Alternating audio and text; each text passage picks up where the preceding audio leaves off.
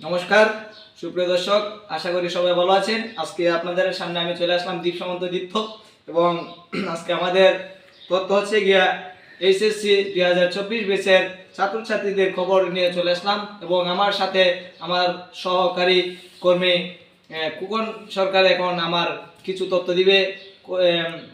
Krishnapur college. হ্যাঁ, দীপ সামন্ত আমি শুনতে পাচ্ছি। এখন আমি সরাসরি চলে যাচ্ছি যে কৃষ্ণপুর কলেজের একজন মেধাবী স্টুডেন্ট জয় সরকার। সে একজন এসএসসি ফাইনাল পরীক্ষা 2024 ব্যাচ। এখন জয়ের সাথে সরাসরি কথা বলতে যাচ্ছি। এখন এই যে জয়, আমাদের চমলকর টিভি থেকে আমরা এসেছি। এখন আপনার এই পরীক্ষার প্রিপারেশন কেমন, আমাদেরকে যদি একটু বলতেন। ঠিক আছে। এই যে আমি আপনাদেরকে বলতে চাচ্ছি যে এই যে এসএসসি ব্যাচ খুব একটা কম সময়ের মধ্যে যে পরীক্ষাটা নেওয়া হয়েছে, যে এটা কম সময়ের মধ্যে সিলেবাস শেষ করা খুবই কঠিন। যে একটা ডিপ্রেশনের মধ্যে আছে, সময় ফুরিয়ে যাচ্ছে কিন্তু সিলেবাস শেষ হচ্ছে না। আর এই যে এখন তো খুব একটা ডিপ্রেশনে আছি যে সিলেবাস কীভাবে শেষ করব। আর আমরা তো সব স্টুডেন্ট এই যে গ্রামাঞ্চলে থাকি, আর এই যে কৃষ্ণপুরে আসছি মাত্র 3-4 মাস হয়। এই সময়ের মধ্যে আমরা কিভাবে সিলেবাস শেষ করব।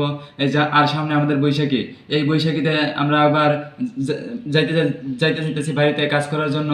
এই যে আর একটা মাস আছে পরীক্ষা, এই যে জুন মাস, এই যে আমরা আবার মে মাসের 15 তারিখে আসবো। এই যে তারপরে আমরা কিভাবে যে এই যে পড়াশোনা আমরা শেষ করতে যাচ্ছি, এটা তো আমরা কোনোভাবেই আমরা পারতেছি না যে আমরা সিলেবাস শেষ করতে পারবো, ভালো একটা রেজাল্ট করতে পারবো।